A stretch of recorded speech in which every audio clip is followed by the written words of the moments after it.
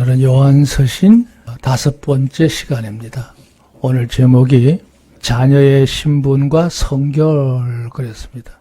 말 그대로 하나님의 자녀된 자들은 그 신분적으로 거룩한 백성이기에 성결하게 살아야 된다. 이게 오늘 제목의 주안점이라고 할 수 있습니다. 오늘 이제 3장으로 들어왔는데요. 지난번에도 설명했지만 요한서신은요. 그 내용 자체가 계속 반복적인 의미를 갖고 있는 그런 말씀으로 진행되고 있어요. 그 했던 말을 또 하고 또 하고 또 하고 이렇게 반복해서 계속해서 권고하는 그런 내용을 담고 있죠. 자, 오늘 이 단계에 들어와서 그 여진이라고 할까요? 불의한 자들, 이름하여 이단들이죠. 그들의 준동이 교회 안에 심각하기 때문에 그들이 말하고 있는 여러 가지 이설들이 있잖아요. 교우들에게 영향을 미치고 있기 때문에 그거를 경계하면서 이 말씀으로 돌아왔는데요. 지난번 1장과 2장 내용은 직유법을 써가지고 설명을 했던 반면에 오늘 3장, 4장 이제 넘어가면서 지극히 개인적인 영역으로 들어와서 성도들이 어떻게 살아가야 되는지 그런 점을 잘 설명하고 있는 내용입니다. 자, 오늘 이념 들어가 볼게요. 그리스도인은 이 세상의 수많은 사람들 중에서 아주 특별한 자들이다. 우리 그리스도인은 평범한 사람이 아니라는 거예요. 다시 말해서 우리는 하나님으로부터 엄청난 신분을 가진 자들입니다. 여러분이 하나님 나라에 마음 놓고 들어갈 수 있는 여건을 가지신 줄로 믿습니다. 할렐루야. 예, 그런 의미를 얘기하고 있어요. 대전제로. 자, 문제는 왜 그러냐? 곧 하나님께서 만세로부터 정하신 뜻을 따라서. 그래, 이 신분이 그냥 갑자기 주어진 게 아니고 하나님께서 이미 세상을 창조하기 이전부터 뜻 가운데 예정하신 일이에요. 흔히 말하면 만세로부터 그러잖아요. 그 뜻을 따라서 됐단 말이죠. 그건 뭐냐? 예수 그리스도를 통해서 우리에게 주시는 은혜가 몇 가지가 있는데요. 첫째 하나, 대속의 은혜. 소위 말하면 구원의 은혜입니다. 구원을 완성하는 은혜를 주신 것이 대속의 은혜예요. 하나님 앞에 더 이상 우리는 남남관계, 원수관계가 아니라 하나님을 아버지라고 부를 수 있는 특권이 우리에게 주어진 줄로 믿습니다. 그것만 있느냐? 아니에요. 우리가 이 땅에서 일생을 살아가는 날 동안 하나님의 영이 내 안에 늘 와서 내주하셔요. 역사하셔요. 우리의 모든 감정이나 지각이나 모든 행위를 이 성령께서 도우시면서 하나님 우리를 감동케 하신 은혜가 있습니다. 그러니까 우리가 사는 현실이 아무리 다변하다 할지라도 언제든지 성령의 인도하심을 받아서 적응할 수가 있습니다. 할렐루야. 이거 중요한 겁니다. 중요한 거예요. 이제 시간이 없게 다 설명을 못하는 게 유감입니다. 그걸로 끝났느냐? 아니에요. 우리가 이 땅의 삶을 마무리하면 하나님이 약속하신 나라가 기다리고 있는 줄로 믿습니다. 그게 바로 영생의 소망입니다. 믿으시면 아멘. 그러니까 예수님을 통해서 이것을 완성하시려고 하는 계획을 하나님은 이미 만세 전부터 천지를 창조하시기 이전에 벌써 뜻을 두셨다는 거죠. 그거를 우리가 덧입었어요. 소유했어요. 그런 성도로 살아가기 때문에 우리는 보통의 신분이 아닌 줄로 믿으시기 바랍니다. 아멘. 무슨 경제적인 면이나 학적인 면이나 무슨 사회적인 면에서 여러분의 이치는 다소 미미하다 할 수도 있지만 그러나 우리 신분은 대단한 겁니다. 그렇기 때문에 우리가 해야 될 일이 있습니다. 해야 될 일이 있어요. 그게 오늘 여기서 제시하는 거예요. 그리하여 하는 말이 그거예요. 그렇기 때문에 이런 얘기죠. 하나님의 유일무하시죠? 오직 한 분이신 하나님을 신으로 섬기는 사람들이 우리 믿음의 사람들 아닙니까? 하나님을 경외하고 경배하고 하나님의 그 품성을 따라서 경건하게 삽니다. 그러니까 하나님을 이제 잘 섬기는 자로서 승리하는 것. 바로 그거예요. 하나님을 경외하는 것. 두렵고 떨리는 마음으로 늘 하나님 앞에 서는 마음으로 임전의식을 가지고 살아가는 삶의 태도를 말할 때 경외한다 그래요. 경배, 예배 생활을 비롯한 여러 가지 모든 일상적인 경건 생활, 주의 마음을 나누는 모든 생활 다 이거 여기 속하여 경배. 그 다음에 세 번째가 바로 우리 개인적으로 깨끗하게 사는 거예요. 거룩하게 사는 거예요. 그런 삶으로서 몸과 마음을 다하는 것이 우리의 본의예요, 본의. 내 원래 이치라는 거죠. 예. 그러니까 일상생활에 내가 서 있는 자리를 의미하는 거예요. 그 다음에 이제 본심이라고 그랬어요. 그게 우리 마음의 기본적인 바탕이 되어야 될 줄로 믿습니다. 아, 내가 하나님 앞에 제대로 하나님을 경외하면서, 경배하면서, 경건하게 살아야겠구나 하는 게 우리 의식 속에, 그게 우리의 마음의 마인드예요. 잘 정돈되어 있기를 좀 축원합니다. 그 다음에 이제 우리가 해야 될 역할이 있잖아요. 그걸 본분이라고 그래요. 3본입니다, 3본.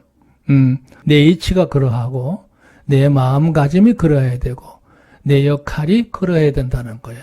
그게 우리 성도의 모습이라는 거죠. 자, 그런 내용을 가지고 오늘 내용의 말씀이 있다, 이렇게 생각하시면 돼요. 그러니까 하나님 앞에 거듭난 특별한 신분을 가지고 있는 이 백성들이 어떻게 살아가야 되느냐, 그걸 교훈하고 있는 내용이 오늘 본문입니다. 아주 중요해요. 자, 서론 볼까요? 본 단락에서는 하나님의 자비하심으로 우리 신분이 하나님의 자녀가 됐죠. 우리는 하나님의 자녀들입니다. 직속이에요, 직속. 두 번째는 뭐냐?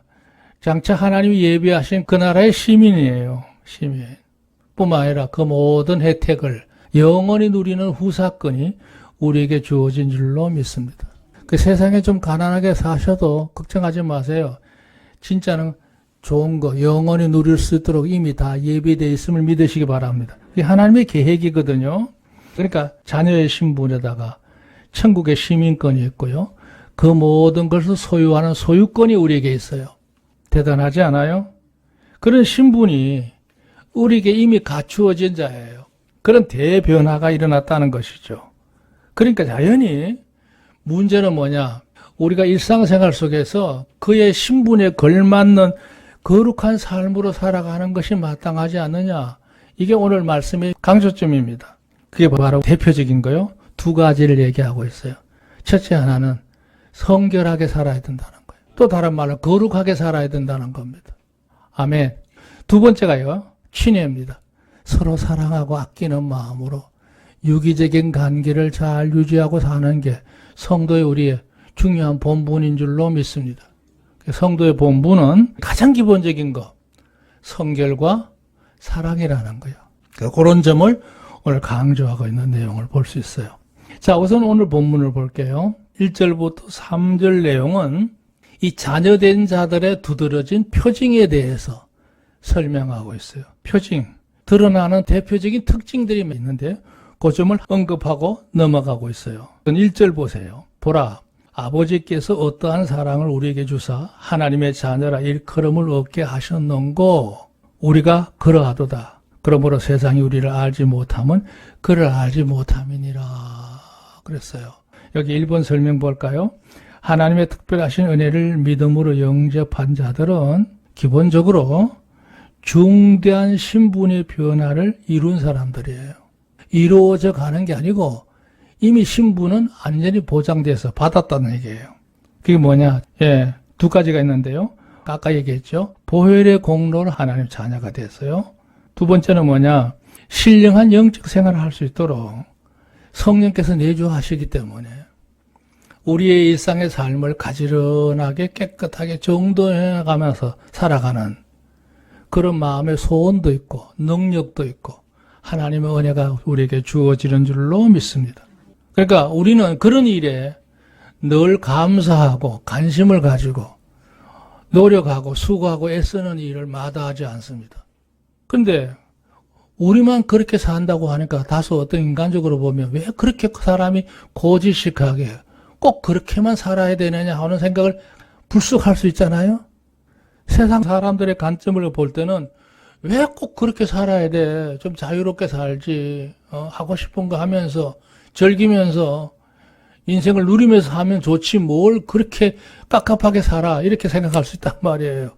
왜 그럴까요? 그들이 그렇게 말하는 이유 중에 하나가 뭐냐? 여기 얘기했어요. 하나님도 모르고 우리의 신분도 모르기 때문에 그들은 그렇게 말할 수밖에 없어요. 그러니까 일반 사람들이 가지고 있는 그 가치관의 의식, 사고방식 그걸 우리가 그냥 무턱대고 그냥 아무 생각 없이 받아들여서 번민할 이유는 하나도 없다, 있다. 없습니다. 믿으시면 아멘. 그 얘기예요. 그러니까 보라, 하나님께서 우리의 사랑이 얼마나 놀라운 것이냐 하는 것을 우리에게 이미 우리가 확실히 깨닫고 있기 때문에, 알고 있기 때문에 누가 뭐래도 우리는 하나님 앞에서 제대로 된 경외자고 경배자고 경건자로 산다는 것, 그게 마땅하다 이거예요. 우리 주변에 보면 인간적으로 너무나 재밌게 사는 사람들이 많아요. 근데 그건 사실 재미가 아닙니다. 그들은 하나님과 상관없이 사는 사람들입니다. 왜? 하나님을 모르고 있기 때문에. 우리가 하나님께로부터 받은 구원의 은혜가 얼마나 놀라운 것인지를 모르기 때문에 그들은 그들의 가치관에 그렇게 젖어 살 수밖에 없어요. 그래서 우리가 새삼스럽게 다시 그 자리로 내려가 살 필요는 없는 거죠. 그건 어리석은 일이에요. 그 의미를 여기 1절에서 담고 있어요. 자, 2절 넘어가 볼게요.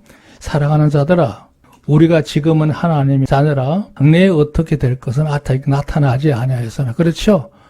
아직도 우리가 하나님의 은혜를 누린다고 하지만 하나님의 은혜를 프로테지를 따졌을 때 어느 정도 누린다고 생각해요.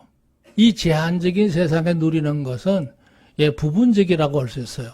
그러나 장차 하나님 나라에 가서 보면 우리가 가지게 된 이 특권이 얼마나 놀라운 것인지를 확실히 알게 될 줄로 믿습니다. 오늘 그 얘기를 하고요. 사랑하는 자들아, 우리가 지금은 하나님의 자녀라고 말하지만 장래에 어떻게 될 것은 아직 나타나지 않았어. 이루어지지 않았어. 그가 나타나심이 되면 우리와 그가 같을 줄을 아는 것은 그에 계신 그대로 볼 것임이라고 그랬어요. 한마디로 얘기해서 예수님의 영광스러움에 우리가 함께 한다는 거예요. 대단한 역사 아니에요? 오늘 그 점을 여기서 얘기하는 거죠. 여기 2번 보세요. 그리스도인은 세상에서 때때로 그 신분에 어울리지 않는 부당한 일에 우리가 직면할 수도 있죠. 처할 수도 있어요. 그랬을 때 억울하기도 하고 분통이 터지기도 하고 우울하기도 하고 갖가지 감정적인 요인이 다 생길 수 있잖아요. 그럴 때 사람의 마음이 헷갈립니다. 번뇌합니다. 고민합니다. 우왕좌왕합니다. 그럴 수 있지만 우리를 괴롭히고 우리에게 해를 가하는 사람들이 아무 별일 없는 듯이 사는 것이 때로는 우리가 혼돈스러울 수 있지만 그럴 거 없어요. 오늘 보면 그렇지만 내일은 달라집니다. 왜요? 하나님의 그를 가만두실까요? 절대 가만두지 않습니다. 그게 이제까지 이루어진 세상의 역사의 흐름입니다. 반드시 절대 주제자이신 하나님께서 그 모든 것을 다스리고 심판하시는 섭리가 있을 것을 믿으시기 바랍니다. 그게 반드시 있어요. 문제는 그렇게 우리가 억울하게 사는 듯 하지만 우리 주님이 다시 재림하시게 되고 하나님 약속하신 그 나라가 임하게 되면 어떤 일이 벌어지느냐. 하나님께서 그토록 말씀하셨던 그 모든 약속들이 우리에게 그대로 이루어질 줄로 믿으시기 바랍니다. 그 얘기를 지금 얘기하고 있는 거예요. 그러니까 지금 사는 오늘 현실에 우울할 것도 없다. 분내고 화낼 거 없다. 그런 일에 대해서 절망하지 마라.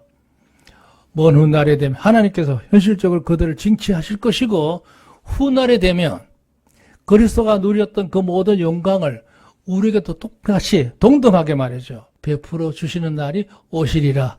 할렐루야. 그 소망을 여기서 분명히 담고 있음을 보게 됩니다.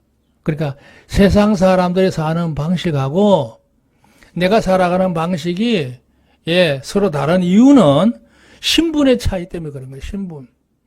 우리는 하나님의 거듭나 구원받은 하나님의 자녀된 천국 시민의 신분을 가지고 있는 자들이고 그들은 하나님도 모르고 내가 누구인지도 모르기 때문에 그렇게 살 수밖에 없는 거 아니냐. 그러니까 초대교회 당시 그랬겠죠. 똑같은 하나님을 섬기는 듯 하지만 살아가는 모습을 보면 이 사람은 더 열심히 거룩하게 경건하게 살려고 하는 반면에 이 사람은 아무렇게나 살아가도 괜찮은 듯이 얘기한단 말이죠. 그 당시 이제 그노시스파 영지주의들이 그렇게 처신을 했단 말이죠. 그래, 거기에 미혹되지 마라. 우리는 특별한 신분을 가지고 있는 백성이다. 요즘을 오늘 3절까지 설명을 하고 있습니다. 자, 좀 더 구체적으로 이제 4절부터 저 10절까지 내용을 보면 제대로 된 하나님의 사람, 영적인 사람하고 일반 세속인의 성향을 가지고 있는 사람하고 살아가는 모습을 이걸 대비한다고 그러죠. 두 개를 놓고 서로 비교하는 모습이 오늘 4절부터 나와요. 자, 보세요. 4절. 죄를 짓는 자마다 불법을 행하나니 죄는 불법이라. 5절. 그가 우리 죄를 없이 하려고 나타나신 바 된 것을 너희가 아나니. 예수님을 말하는 거죠. 그에게는 죄가 없느니라. 그랬어요. 이 사이비들, 거짓 무리들은요, 그 바탕 자체가 인본적이고 자기중심적이고 정력적이기 때문에, 사람들의 여러 가지 많은 규범이나 이런저런 일들에 대해서 그걸 무시하는 경향을 가지고 있죠. 지극히 이기적인 사람들이니까요. 그러나 성도들은 삶의 기준점이 자신이 아니고 하나님이야. 오늘이 아니고 내일이야. 할렐루야. 항상 그 가치관이 일정하게 하나님을 중심으로 해서 모든 것이 진행되고 있어요. 다르죠? 다릅니다. 그러니까 여기 말하는 거는 아무렇게나 살아가는 사람들, 죄를 짓는 거, 그런 불법을 행하는 거다 말이죠. 이미 하나님의 법을 어긴 사람들이라 이거죠. 범죄자들이야, 범죄자들. 그가 우리 죄를 없이 하려고 나타나신 것을 너희가 아나니 그에게는 죄가 없느니라. 우리는 이미 예수님을 통해서 제사함 받고 온전히 다 모든 걸 탕감받은 거룩한 백성의 신분으로 탈바꿈했잖아요. 흔히 탕감이라고 그래요, 탕감. 다 정리가 된 상태란 말이죠. 자, 여기 설명 한번 보여요.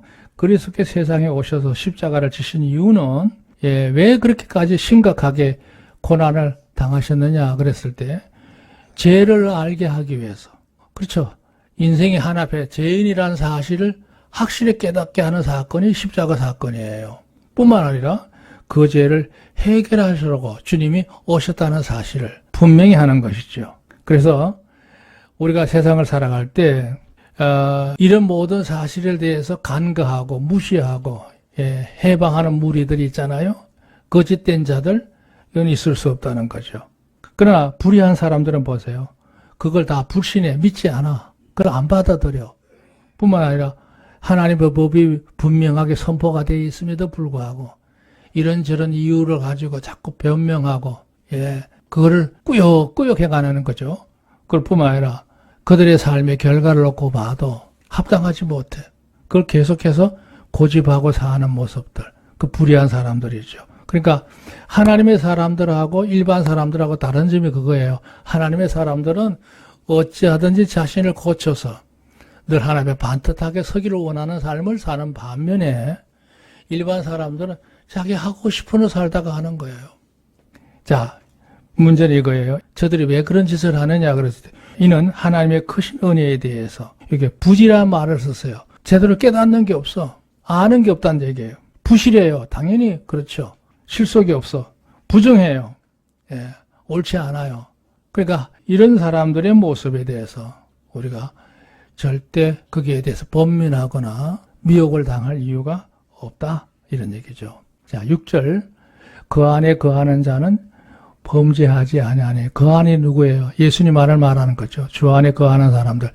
주님과 더불어 살기 원하는 사람들은 죄를 짓는 일에 민감해요. 범죄하지 않으니 범죄하는 자마다 그를 보지도 못하였고 그를 알지도 못하였느니라. 그러니까 그리스도와 더불어 가까이 있는 사람들은 늘 경건하게 살려고 하는 애쓰는 반면에 주님으로부터 점점 멀어져 있다. 이렇게 멀어져 있어. 나태한 생활을 한다든가 일상생활 속에서 경건생활을 등한히 한다든가 이러면요 자연히 이 죄라고 하는 범죄성에 대한 민감도가 말이죠 떨어질 수밖에 없어요. 그러니까 우리가요 그냥 무념하게 산다고 가요 아무 생각도 없이 그냥 부지중에 무념석으로 사는 게 아니고 생활 속의 일상을 늘 자신의 삶을 돌아보면서 누누이 얘기합니다만 내가 잠들기 전에 내일 아침에 눈을 뜰 거라고 어떻게 장담해요? 오늘 자다가도 갈 수 있잖아요. 저는 가끔 그런 생각해요. 내가 자다가도 언제든 갈 수 있겠구나. 방정맞은 생각하죠. 그게 인생입니다. 뭐 영원히 살 것 같지만 그렇지 않거든요. 제 주변에 유명한 분들 많았는데요. 돌아보니까 한 10분 중에 8분은 가셨더라고. 나보다 젊은 사람도 갔고 연배자들도 갔고 많이 떠나셨더라고. 몇 명 안 남아서 내 주변에. 그게 인생이더라고요, 그게. 우리 교회만 하더라도 이 재단에서 주님과 섬김에서 오랫동안 같이 함께 하셨던 우리 교우들. 최근에 요 2, 3년 사이에도 벌써 떠나신 분들이 많잖아요. 그래서 늘 그분들을 가끔 생각을 해요. 아, 불과 한 2년, 3년 전만 하더라도 내 곁에 계셨는데 벌써 이렇게 가셨구나. 그것만 끝나는 게 아니죠. 그러다가 나도 곧 가겠구나. 그런 생각을 해요. 그게 인생입니다. 그러니까 여러분, 우리가 살 때에 그냥 적당히 사는 게 아니에요. 우리 삶을 잘 돌아봐야 될 줄로 믿습니다. 그러니까 하나님께 제대로 사는 사람들은 그렇기 때문에 긴장합니다. 내가 하나님께 가서 서야 될 날이 얼마 남지 않았는데 내 삶을 가지런하게 한번 제대로 정리하며 살아봐야겠다. 그런 의식이 늘 잠재적으로 가지고 있죠. 있으면 아멘, 없으면 노멘입니다. 그게 하나님을 진정으로 섬기는 사람의 모습이에요. 그러나 세속인들, 현실주의자들은 그럴 필요가 없죠. 오늘만 재미있으면 되는데요. 물불 안 가리죠. 여기 왜 그랬어요? 그 안에 거하는 자는 범죄하지 않아. 민감해요. 범죄하는 자마다 그를 보지 못하였고 그를 알지도 못했어. 왜 그렇게 사느냐? 하나님을 잘 모르기 때문에 그래. 무지해서 그래, 무지해서. 7절, 자녀들아, 아무도 너희를 미혹하지 못하게 하라. 그런 말이나 그런 습관이나 그런 태도나 그런 가치관에 휩쓸리지 말라는 거예요. 의를 행하는 자는 그의 어려우심과 같이 의롭고 그랬거든요. 예. 이 설명을 보면 더 재미있어요. 진실이 그리스도에 사는 사람들은 깊은 영적 사귐에 대해서 더 힘써요. 꾸준히 그걸 유지합니다. 주일날만 와서 예배드리고 그냥 잠깐 1시간 때우고 가는 게 하나님을 섬기는 신앙생활이 아니고요. 여러분 일상생활 속에서 자신을 돌아보면서 늘 하나하나 점검해 나가는 게 바로 참 신앙인의 경건한 모습이죠. 여러분의 영적 의식이 늘 살아 움직여서 삶에 적용되기를 바랍니다. 아멘. 그게 철저한 거예요, 그게. 그 영적 사귐이야. 기도 생활, 말씀을 가까이 하는 생활, 말씀을 듣고 묵상하는 생활, 또 믿음을 나눠서 서로 독려하고 격려하는 생활, 세상을 살피면서 내가 뭘 조심해야 될까를 경계하는 생활, 이거 다 중요한 거죠. 그게 영적 사귐이에요. 그러니까 그렇게 하면서 하나님의 뜻에 어긋나는 저 울타리 밖에 있는 야생의 삶을 하지 않도록 늘 자신을 단속하는 일에 철저하단 말이죠. 그러면서 내가 할 수 있는 도리를 따라서 할 수만 있는 대로 본분을 다하려고 하는 거, 그게 의를 이루는 거죠. 그러나 그 반대적인 사람들도 있죠. 그런 사람들을 조금 더 불호하고 그들의 삶에 대해서 흠모한다고 할까요? 좋아 보일 리가 없는 거죠. 오히려 안타까운 마음으로 살아가야 됩니다. 그러니까 우리가 주변을 잘 살필 수 있는 지혜가 있기를 주님으로 축원합니다. 자, 오늘 결정적인 말씀은 8절 9절인데요. 죄를 짓는 자는 마귀에게 속하나니 마귀는 처음부터 범죄함이니라. 하나님의 아들이 나타나신 것은 마귀의 일을 멸하려 하심이니라. 그랬어요. 제가 이 구절을 가지고 여러 번 설교한 적이 있어요. 이 시간 더 구체적으로 설명 못한 게 좀 유감인데요. 죄를 짓는 자는 다 마귀에게 속한 사람들이야. 마귀의 종들이야. 여기 재미있는 말 여기 써놨어요. 범죄는 마귀에게 속았거나 속하거나, 속았다는 말은 뭐냐면 당했다는 뜻이죠. 속했다는 말은 뭐예요? 그 종이란 뜻이에요. 근데 재미있는 하는 말이 있어요. 속내거나 하는 말이 있어요. 어떤 무딘 칼을 숫돌에다 놓고 이렇게 갈면 날카로워지잖아요.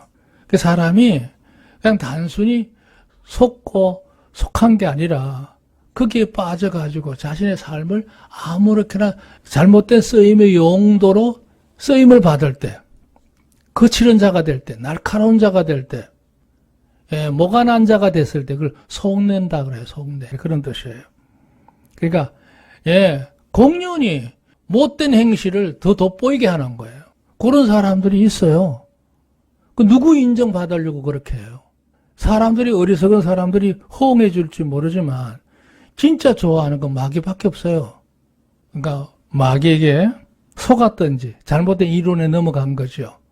거기에 속해서 종놈이 되든지 아니면 거기에 쓰임을 받아서 아무렇게나 전이대로 말이죠.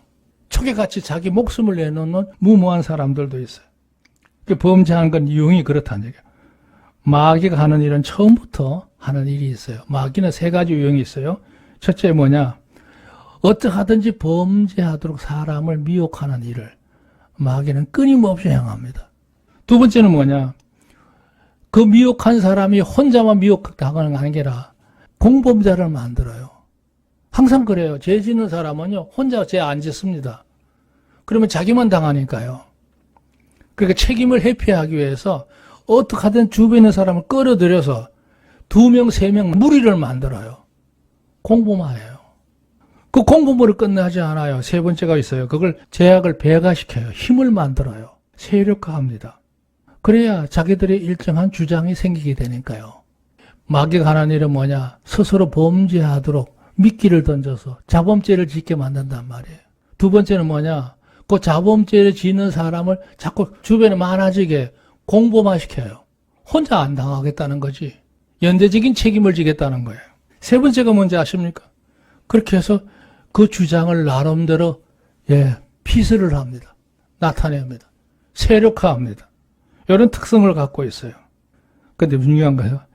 예수님께서 왜 오셨느냐? 이러한 마귀의 도모를 멸하시기 위해서, 완전히 깨트리기 위해서 구세주로서 세상에 오신 분이 예수님이신 줄로 믿습니다. 믿으시면 아멘.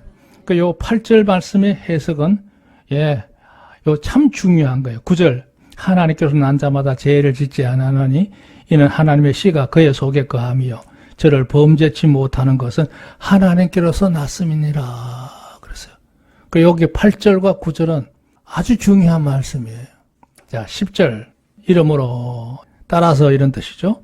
하나님의 자녀들과 마귀의 자녀들이 세상에는 분명히 존재해요. 하나님께 속한 자도 있고 마귀에게 속한 자도 있어. 자, 선언합니다.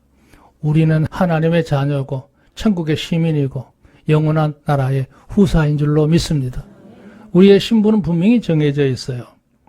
근데 반대로 마귀가 속았든지 속했든지 거기에 그냥 불쏘시개로 쓰임받는 사람들이 있잖아요. 그 우매해서 그런 건데요.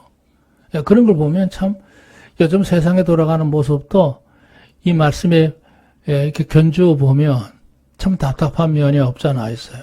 오히려 하나님을 섬기는 사람들은 늘 당하는 것 같고 침울한 상태에 있잖아요.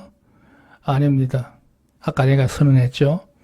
하나님께서 반드시 심판의 섭리로 역사하실 줄로 믿으시기 바랍니다. 그건 피할 수 없어요. 두 번째, 훗날 하나님의 나라의 영광에 이르게 되면 하나님의 아들이신 예수님이 누렸던 그 영광스러움을 우리도 그대로 누릴 줄로 믿습니다. 그날이 약속되어져 있는 백성이 바로 우리란 사실이에요. 이러므로 하나님의 자녀들과 마귀에 속한 자녀들이 나타나니 무릇 의를 행치 않은 자나 또는 그 형제를 사랑치 않은 자는 하나님께 속한 자가 아니니라. 이게 분명히 못을 받고 있죠. 구분된다는 거죠. 자, 4번 설명 보세요. 이러한 일반적인 관점으로만 봐도 그가 하나님에 속한 자인지 아니면 마귀에 속한 자인지를 쉽게 분별을 할 수가 있다 없다? 있습니다. 그러니까 우리가 눈으로 봐도 그건 쉽게 분별이 된다는 얘기예요. 그런데 문제는 요거예요. 그 다음 말해 보세요.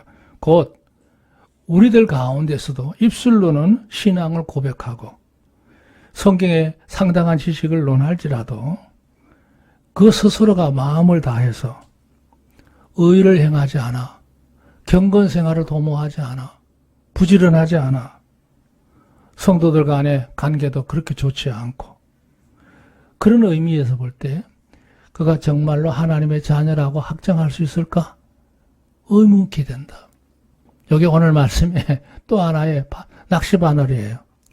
여러분 걸고 넘어지는 거예요. 그 말은 뭐야? 여러분을 비판하는 게 아니고 내가 이렇게 되지 않도록 삼가 조심해야 된다. 그 점을 강조하기 위해서 이 문장을 넣는 거예요. 입으로는 하나님을 찾아 아버지라 불러 신앙 고백도 하고 성경에 상당한 지식을 있지만 실제 생활 속에서 영적 생활에 기민하지 않아, 부지런하지 않아. 그럼 이게 정말 하나님의 자녀가 확정지을 수 있겠느냐 하는 의문점을 가지게 한다는 거죠. 그 경계선에 서 있다는 뜻이에요. 안 됩니다. 낭떠러지 가에 서 있는 거 안으로 들어오셔야 될 줄로 믿습니다. 들어와야 돼요. 자, 결론 짓겠습니다. 이제까지 하나님 앞에 바로 사는 사람하고 그렇지 못한 사람을 구분을 했는데요.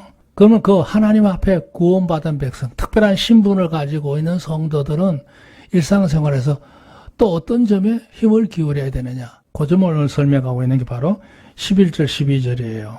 보세요. 이제까지는 개인적인 문제였고요.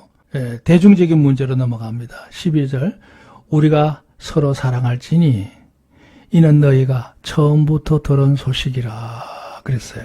여기 설명 볼까요? 하나님의 자녀된 신분을 가졌음에 대하여 확신하는 성도들은 의로움과 사랑에서 보다 적극적으로 살아가는 특징을 가지고 있어. 그냥 조용히 사는 게 아니고 마음을 다해서 애를 씁니다. 여러분끼리 서로 안부도 묻고 서로 같이 걱정해주고 기도해주고 그런 걸 나누는 게 바로 성도의 제대로 살아있는 모습이 아니에요. 예. 이는 왜 그러냐? 우리가 하나님 앞에 받은 은혜가 크잖아요. 내가 누군데 하나님 나 사랑하셔서 용서하시고 하나님 자녀로 삼으시고 천국 백성으로 삼으시고 영원한 나라까지 다 보장하신 은혜를 우리에게 주셨단 말이에요. 그런 은혜를 내가 누리고 덧입은 사실에 대해서 늘 우리가 감사하지만 그 감사한 마음을 같은 믿음을 가지고 있는 성도들끼리 그 마음을 나눠가는 것. 이게 성도의 몫이라는 거죠. 그러니까 본질적으로 이제는 하나님을 닮아서 하나님을 따라서 하나님 뜻과 하나 되는 삶으로 살아가는 걸 말해요. 거기에 순복을 하고 순응을 하고 순덕입니다. 덕을 이루어가는 거예요. 덕을 이루어가는 거. 12절 가인과 같이 하지 말라. 저는 악한 자에게 속하여 그 아우를 죽였으니 어떤 용구로 죽였느냐. 자기 행위는 악하고 그 아우의 행위는 의로움이니라 그랬어요. 그러니까 한마디로 말로 말하면 가인처럼 살면 안 된다 이런 얘기예요. 가인처럼. 가인이 인본주의의 대표적인 인물이죠. 그 가인과 아벨부터 시작해서 인간의 이념의 흐름이 둘로 갈라졌어요. 아벨은 신본주의 대표적인 사람이고요. 가인은 인본주의, 자기 중심의 대표적인 사람이에요. 그랬을 때 우리는 가인의 계율이 있을지 아벨의 계율이 있을지 라인을 정해야 돼요. 예. 하나님 중심으로 제대로 사는 사람들은 아벨 같은 중심으로 살아야 된다는 거죠. 이 설명 재미있게 해놨어요. 보세요. 아담의 아들 가인은 하나님께 제사를 드리는 자에서 그도 하나님 섬겼던 사람이에요. 가인은 불신자 아닙니다. 그가 아벨을 죽일 때까지 제사 드렸던 사람이에요. 그럼에도 그 아우를 죽여는 살인자가 됐어. 동생을 죽였어요. 그 죽인 이유는 창세기 나오시는 거 다 알죠? 왜 그러냐? 이는 그 마음가짐이나 삶의 형태가 실제로 볼 때는 하나님의 인정을 받으려고 했지만 하나님과 상관없이 사는 사람이에요. 예, 하나님의 다스림을 받지 않고 알고 봤더니 그는 마귀의 다스림을 받은 사람이에요. 결국에는 아우를 아끼고 사랑하는 마음을 내팽개치고 자기의 정당성을 주장하기 위해서 동생을 죽이는 일을 서슴지 않잖아요. 마땅히 해야 될 의로움 자체를 무시해버린 사람. 그 대표적인 인물이 가인이라는 얘기죠. 좀 극단적인 얘기지만 우리가 세상에 살 때 생각 없이 살다 보면 이와 같은 경우들이 종종 있습니다. 사람이 염치도 없고 수치도 모르고 아무렇게나 살 수가 있죠.